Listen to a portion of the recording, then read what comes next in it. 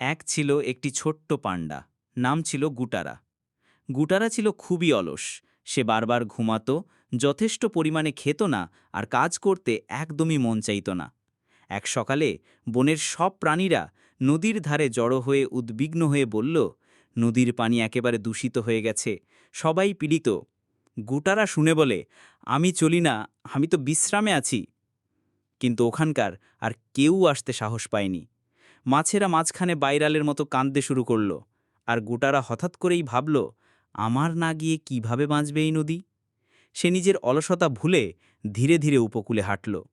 সে বিভিন্ন উদ্ভিদ ও ফুল থেকে স্বচ্ছ পানি তৈরি করার একটা বিশেষ উপায় বের করল। বাঁশের খাবার ও পাতা দিয়ে এক ধরনের ফিল্টার তৈরি করার প্ল্যান চোখে এলো। দিনের পর দিন পরিশ্রম করে সে নদীর পাশে একটি ছোট ফিল্টার ইনস্টল করল। অল্প কিছু সময়ের মধ্যেই নদীর পানি পরিষ্কার হতে শুরু করল। মাছেরা ফিরে ফিরে এলো, আর বন্যপ্রাণীরা আনন্দে নাচতে লাগল। সবাই গুটারাকে ধন্যবাদ জানালো আর বলল যে শুধু অলসতা নয়, তবু একবার চেষ্টা করলে অনেক উপকার হয়।